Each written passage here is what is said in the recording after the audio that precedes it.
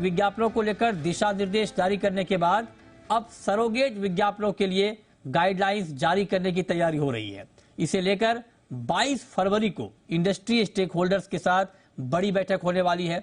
इस बैठक का एजेंडा क्या है और ऐसे विज्ञापनों पर रोक के लिए क्या उपाय किए जाएंगे, बताने के लिए हमारे साथ जुड़ रहे हैं जी मीडिया संवाददाता अमरीश पांडे। अमरीश, बताइए क्या है, किस तरह से इसको रेगुलेट किया जाएगा, क्या है पूरी खबर, जरा डिटेल में बताइए।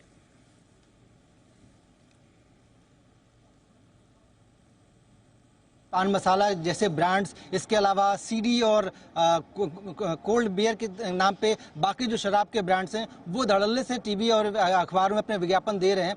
सरकार की लगातार कोशिश रही है कि इस तरह का सरोगेट विज्ञापन नहीं जारी करें वो, लेकिन नियम में स्पष्टता नहीं होने के कारण इसकी आड़ लेकर लगातार वो काम कर रहे थे। सरकार ने पिछले महीने यानी कि दिसंबर में लगभग एक बड़ी गाइडलाइन जारी की थी, जहां स्पष्ट तौर पर कहा था कि किस किस तरह के विज्ञापन नहीं होंगे, सरोगेट विज्ञापनों की श्रेणी में क्या हो सकता है।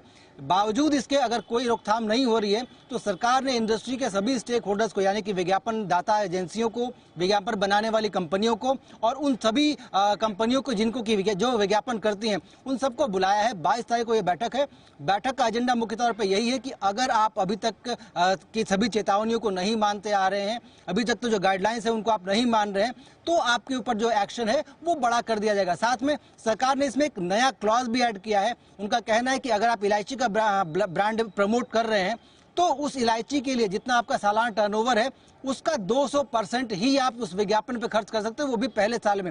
अगले साल में उसको आधा करना होगा, यानी कि अगले साल में 100% करना होगा और उसके बाद उसके अगले साल में 50% और फिर 30% करना होगा।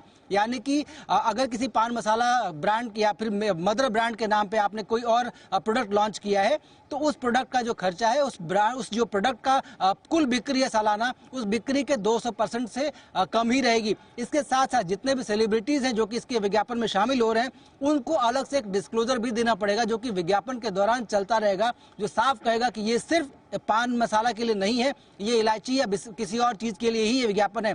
तो कुल मिलाकर सरकार ये चाहती है कि ग्राहक के पास ये इन्फॉर्म्ड डिसीजन रहे कि जो विज्ञापन वो देख रहा है वो वास्तव में उसी प्रोडक्ट के लिए है और जो खर्चा किया गया है, जो पैसे दिए गए हैं वो उसी प्रोडक्ट के लिए दिए गए, ना कि इसके नाम पर किसी अन्य प्रोडक्ट के लिए, या फिर ये संदेश कहीं और भी न जाए, इसके लिए सरकार स्पष्ट करना चाहती है।